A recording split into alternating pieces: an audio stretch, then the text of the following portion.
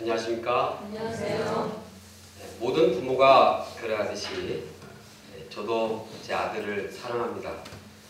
제 아들이 하나님을 사랑하고 또 영어도 잘하고 또 첼로 연주도 잘하기에 사랑합니다.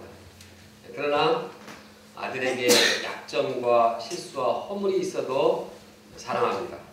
혹시 그가 죄를 지었을지라도 그에 대한 사랑은 되지 않을 것입니다.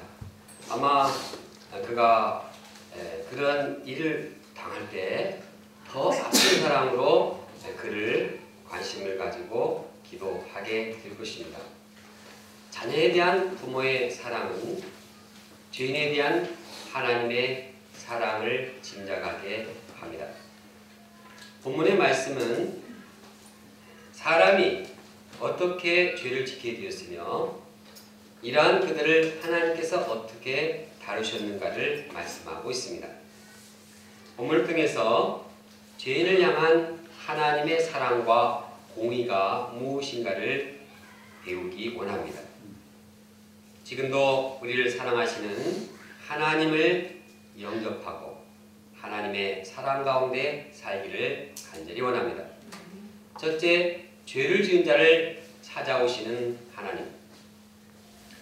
아담과 그 아내는 에덴 동산에서 행복한 나날을 보내고 있었습니다. 그런데 어느 날 뱀이 여자에게 다가와서 한마디 말을 탁 던졌습니다. 하나님이 참으로 너희에게 동산 모든 나무의 열매를 먹지 말라 하시더냐? 이 말은 하나님의 풍성한 사랑을 의심케 하는 말이었습니다.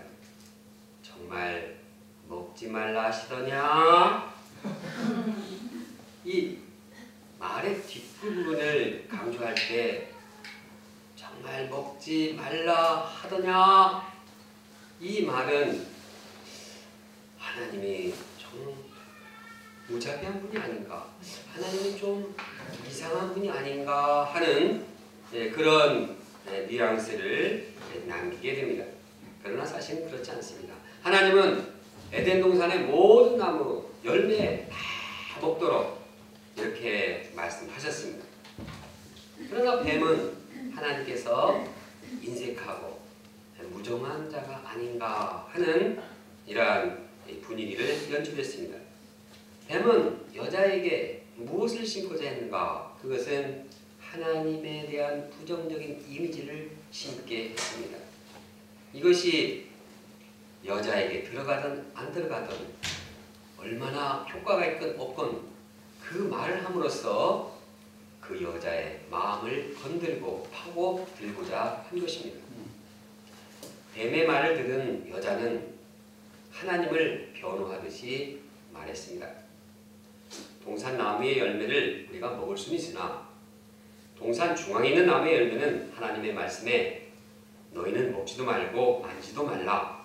너희가 죽을까 하노라 하셨느니라. 이 여자의 대답에서 발견되는 문제점이 무엇입니까? 거기에는 하나님의 풍성한 사랑이 보이지 않는다는 것입니다. 아무리 이 여자의 이러한 답변을 통해서 찾아보려고 해도 하나님의 풍성한 사랑을 볼 수가 없습니다. 좀 더 자세하게 여자의 말을 살펴보겠습니다. 먼저 동산나무의 열매를 우리가 먹을 수 있으나 이 말을 들으면 하나님께서 마음껏 먹으려 했다. 이런 풍성한 사랑을 찾아볼 수가 없습니다. 또 여자는 동산 중앙에 있는 나무의 열매는 하나님의 말씀에 너희는 먹지도 말고 만지지도 말라. 너희가 죽을까노라 하셨느니 하고 길게 얘기했습니다. 근데 그렇게 길게 얘기한 그 내용 속에는 하나님의 사랑이 담겨있지 않았습니다. 하나님께서 선악과를 주시고 선악과를 먹지 말라고 하신 근본 이유가 하나님의 사랑이 있다는 사실은 없었습니다. 오히려 너 이거 먹으면 죽을 거야. 이렇게 아주 폭군처럼 먹지 마.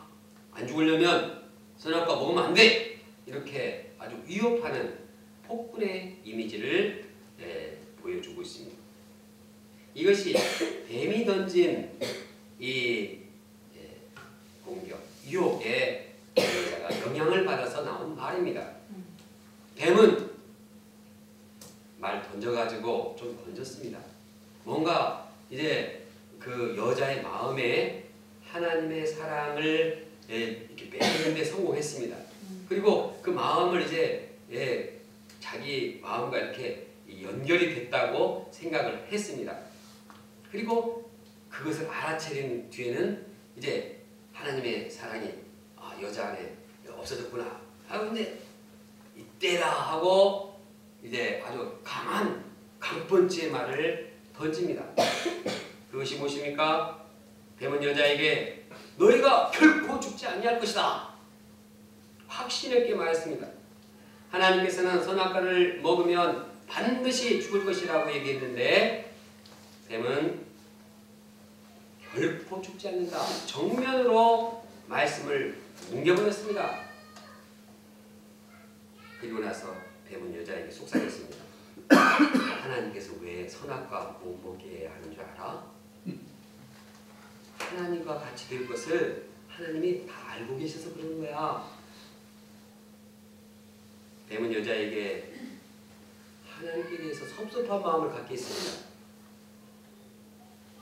하나님은 이 비밀을 알고 계시는데 너는 모르도록 하나님 숨기고 있는 거야. 이 말을 들을 때 여자는 하나님의 선하심을 의심했을 것입니다. 하나님께서 이 비밀을 알고 나에게 숨기시다니 정말 어떻게 그럴 수가 있는가. 하나님은 선하신 분인 줄 알았는데 하나님 우리를 사랑해서 모든 걸 다 알려준다고 생각했는데 이거 안 알려주고 자기만 독차지하려고 뭔가 하나님의 선하심을 의심케 했습니다. 뱀은 의심하는 그 여자의 마음에 들어와서 교만을 부추겼습니다. 너희가 선악과를 먹으면 너희 눈이 밝아서 하나님까지 되어서 선악을 알게 될 거야. 이 말을 여자가 듣자 솔깃했습니다. 선악과를 따먹으면 나도 선악을 아는 일이 있어서 하나님같이 된다? 그거 괜찮네. 이렇게 유혹을 받고 마음에 욕망을 가졌습니다. 욕망의 눈으로 선악과를 바라봤을 때 그 선악과는 먹임직도 하고 보암직도 하고 탐스럽기도 한 열매가 되었습니다. 마침내 여자는 그 열매를 따먹고 자기와 함께한 그 남편에게도 주었습니다. 이로써 아담과 아내는 하나님의 명령을 어겼습니다. 하나님의 말씀을 불순종했습니다. 이것이 죄의 시작입니다. 인간의 내면, 인간의 연약한 내면이 뱀의 유혹에 빨려들어간 것입니다. 죄의 시작은 연약한 내면의 일부로부터 뱀의 유혹을 맞아들였기 때문에 시작된 것이었습니다. 죄를 짓고 난 후에 뱀의 말대로 그들의 눈은 아주 밝아졌습니다. 눈이 밝아졌는데 어떤 점에서 밝아졌냐면 죄를 느끼지 못했는데 죄를 깨닫지 못했는데 이제 죄가 보였습니다. 전에는 죄가 뭔지 몰랐습니다. 전에는 거룩한 생활, 행복한 생활, 선한 것만 보였습니다. 선악과를 따먹자 죄의식을 갖게 됐습니다. 선악과를 따먹자 죄로 인한 얽매임이 생겼습니다. 이 죄의식, 이것이 바로 불행의 시작이 된 것입니다. 그들은 눈이 밝아진 것을 통해서 이제 전에 하지 않았던 것을 그런 일을 합니다. 그게 무엇입니까? 이제 무화과 나무의 잎으로 치마를 엮어서 입은 것입니다. 아담과 그 아내가 죄를 지은 바로 그날이었습니다. 그 다음 날이 아니었고 바로 그날이었습니다. 바로 죄를 지은 그때였습니다. 하나님께서 그들을 찾아오셨습니다. 아담과 그 아내는 하나님께서 동산을 거니시는 그 소리를 들었습니다. 그들은 하나님의 소리를 듣고 하나님이 두려워 하나님의 낯을 피했습니다. 왜냐하면 하나님의 말씀을 불순종했기 때문에, 그 불순종했기 때문에 두려워서 그 숨은 것입니다.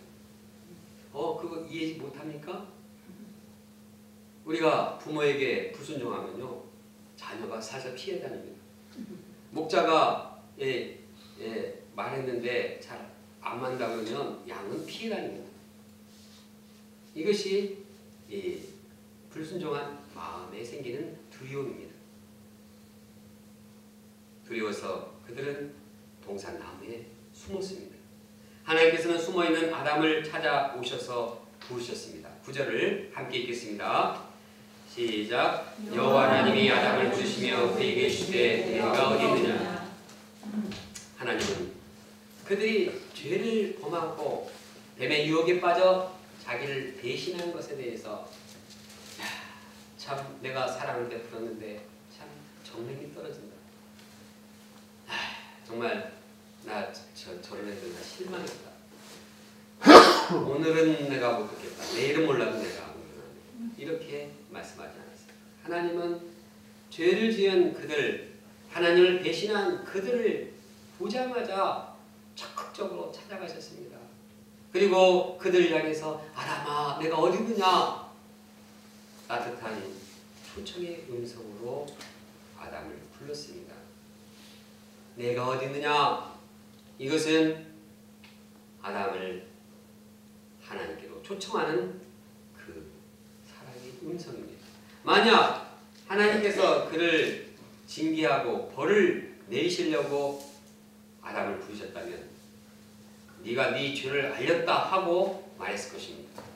그러나 하나님의 말씀은 아담아 내가 어디 있느냐, 하나님은 다 아셨습니다. 죄를 범한 것도 아셨습니다. 너 그 죄를 범한 자리에서 그 있으면 안 되지. 나에게 나와야지. 나에게 나와서 하나님 앞에서 하나님과의 관계를 회복해야지. 이렇게 하나님께서 아담을 이제 찾아오셔서 초청하신 것입니다.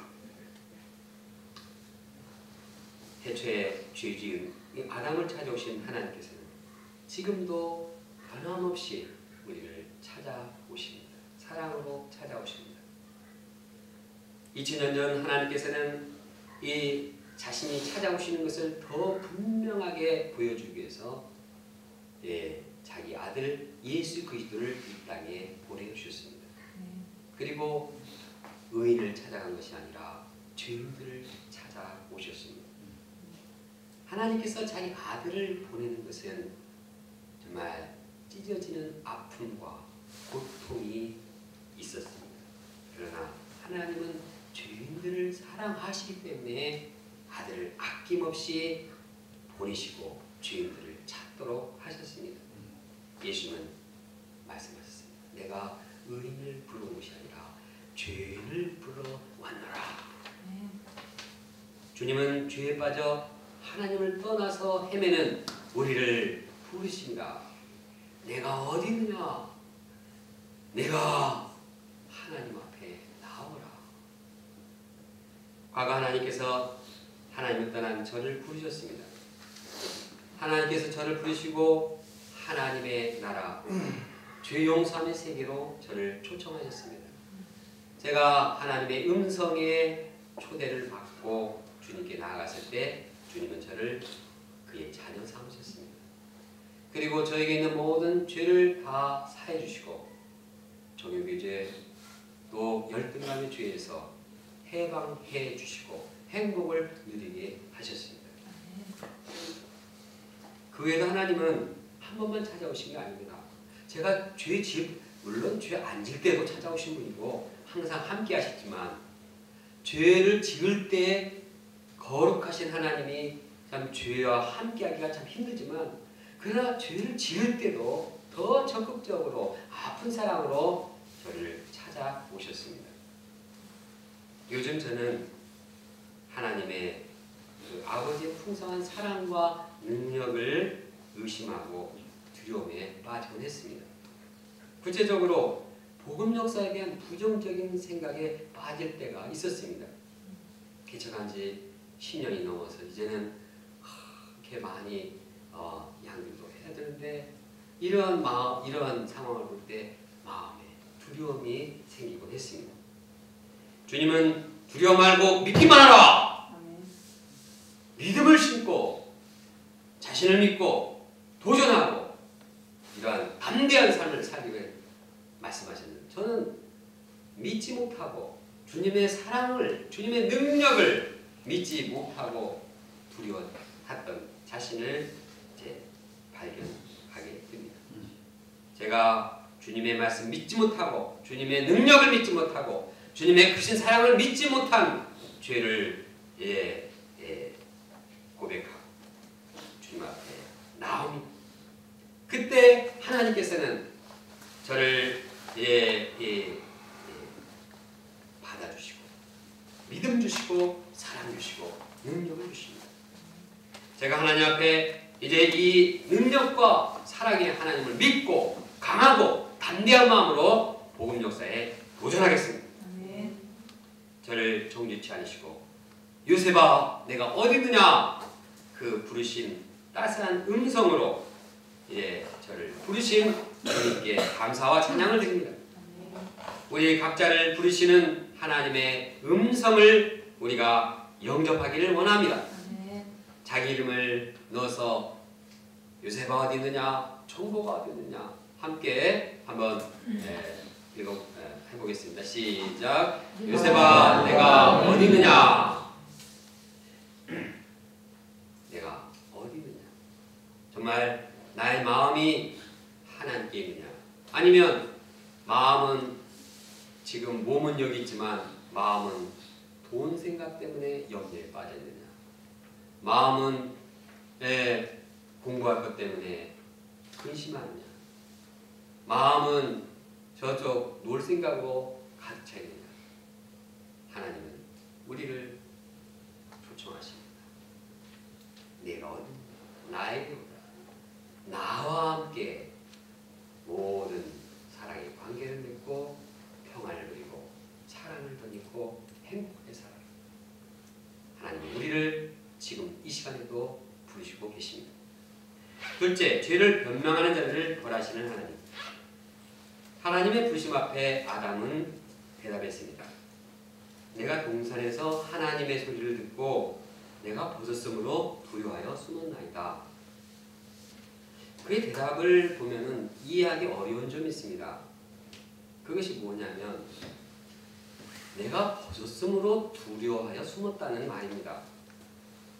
내가 선악과를 따먹고 두려워서 숨었다 그러면 좀 이해가 갑니다. 근데 벗어서 두려웠다. 이게 이해가 갑니까? 왜 벗었는데 두려워합니까? 하나님도 잘 이해가 안 가셨나 봅니다. 그래서 하나님은 말씀하셨습니다. 누가 너 벗었으면 갖고 뭐라고 하대? 내가 너더러 먹지 말라 명한 그 나무 실과를 네가 먹었냐? 아담이 포인트를 잘못 잡으니까 하나님이 포인트를 잘 잡아줬습니다. 네가 지금 문제는 선악과를 이제 따먹은 게 문제다. 이렇게 말씀하심으로써 아담이 자기의 죄를 발견하고 죄를 고백하도록 도우셨습니다. 그러면 이에 대한 아담의 대답이 무엇입니까? 하나님이 주셔서 나와 함께 하시는 그 여자, 그가 그 나무 실과를 내게 주어서 내가 먹었습니다. 이 말은 하나님이 만들어주신 여자만 없었다면 자기는 선악과를 먹지 않았을 텐데 왜 하필 하나님께서 여자를 만들어줘가지고 자기로 하여금 선악과를 먹게 했냐는 뜻입니다. 하나님 때문에, 아내 때문에. 하나님이 안 만들어줘도 되는, 이 아내가 안 주기만 해도 나는 죄를 아, 범하지 않았을 텐데 하고 변명을 한 것입니다. 여기에 문제점이 무엇입니까? 자신의 죄를 인정하지 않은 것입니다. 자신의 죄를 시인하고 자신의 죄를 고백하지 않은 것이 문제입니다. 아담은 자신의 죄 문제를 피해버렸습니다. 그래서 그 죄 문제가 그 안에 그대로 남아있습니다. 안타까운 일입니다. 이제 하나님께서는 여자에게 물으십니다. 네가 어떻게 해서 이렇게 하였느냐? 여자는 무엇이라고 대답했습니까? 하나님께서는 왜 이렇게 했느냐 그러면 뭘 원했겠습니까? 아, 제가 잘못했습니다. 제가 죄를 범했습니다. 용서해 주십시오. 이걸 원했는데 뱀이 나를 깨물어 내가 먹었습니다. 여자도 아주 변명하기에 바빴습니다. 아니, 뱀이 그렇게 지혜로운데 그 지혜로운 뱀이 나를 꼬시는데 내가 어떻게 안 넘어갑니까? 뱀이 깨니까 어쩔 수 없이 그랬습니다. 여자의 대답에서 발견되는 문제점도 바로 자기 죄를 시인하고 고백하지 않는 것입니다. 죄를 변명하고 시인하지 않을 때 그 죄 문제는 그 여자의 마음속에 계속 남아있는 것입니다. 아쉬운 일입니다. 하나님께서는 뱀을 향해 저주했습니다. 뱀은 물어보지도 않았습니다. 뭐 왜 이렇게 했냐 뭐 그런 거 없습니다. 그냥 저주해버렸습니다. 인간에 대한 그런 배려하고는 좀 다릅니다. 뱀은 아주 너는 아주 이제는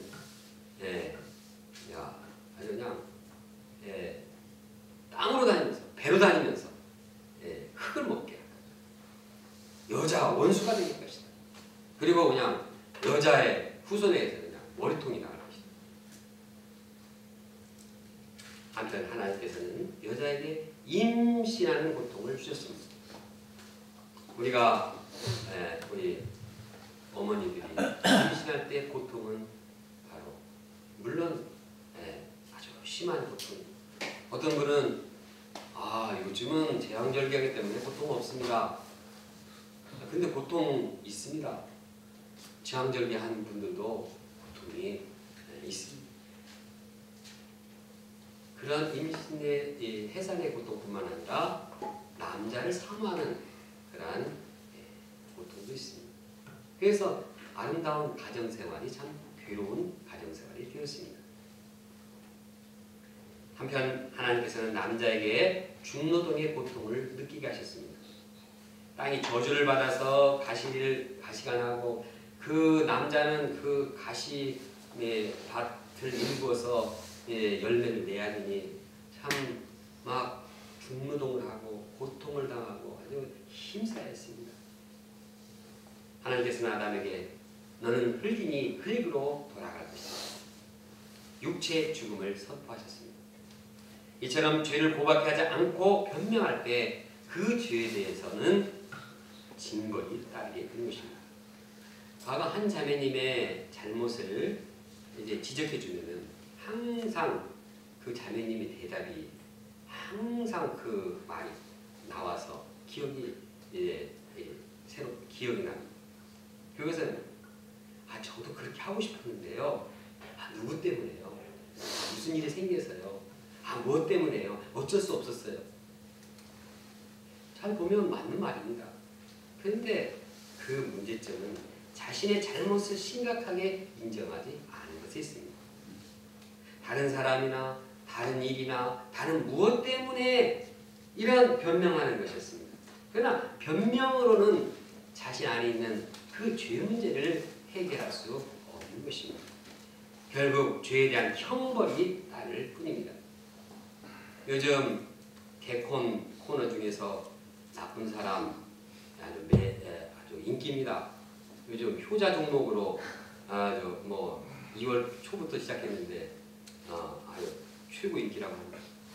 그 내용이 뭔지 압니까?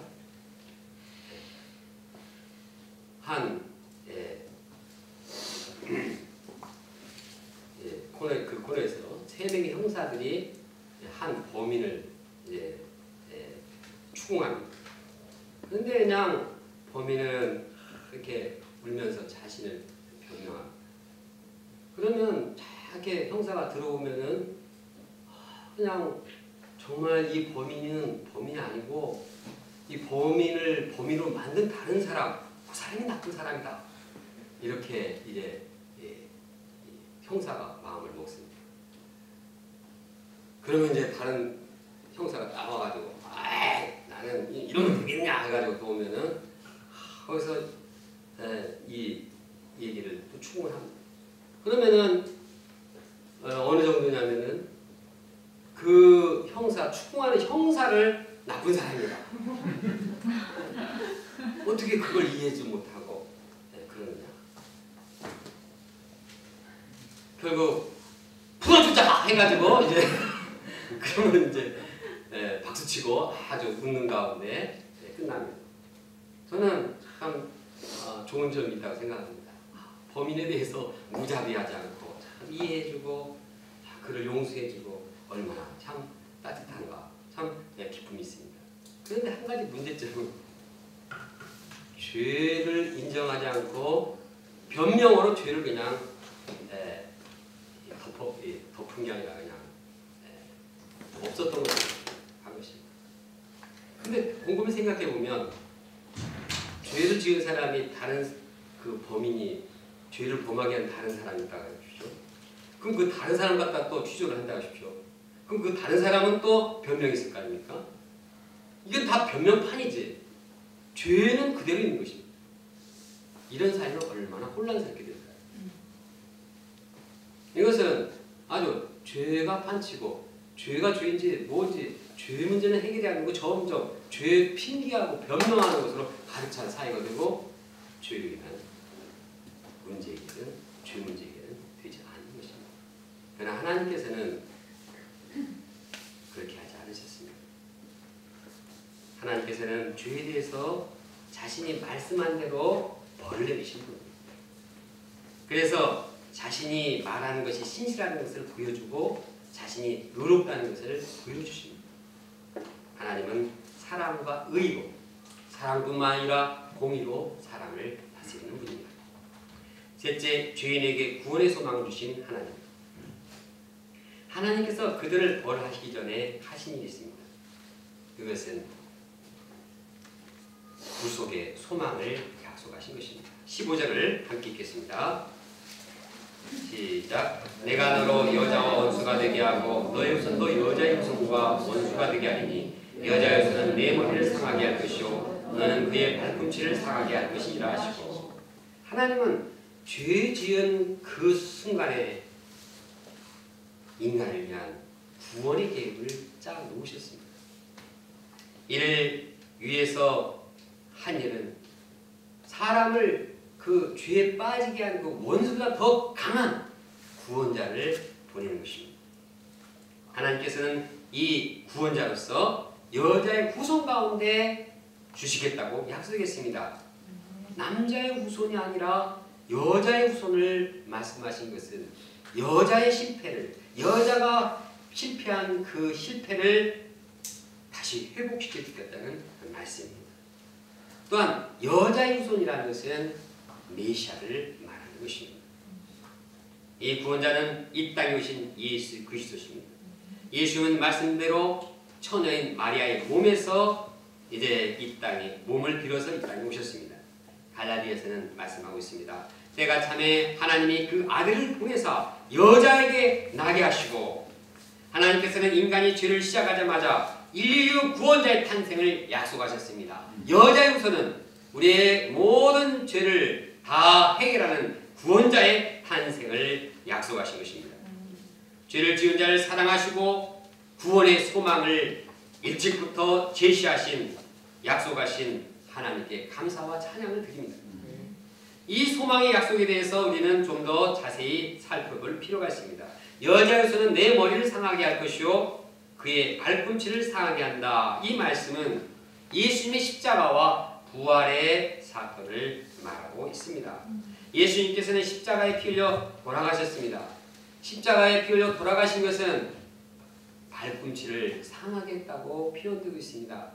발꿈치를 상했다는 것은 죽지 않은 것입니다. 발꿈치는 늙으면 발꿈치 상하잖아요. 그래서 목욕탕 가서 막 상하게 안 하려고 막 밀잖아요. 뭐 발에 때라고 하는데 발꿈치의 이 상처는 그렇게 큰 것은 아닙니다. 왜 그런가? 예수님은 다시 부활하시기 때문에 십자가의 고난과 죽으심은 발꿈치의 상처 정도밖에 안 됩니다.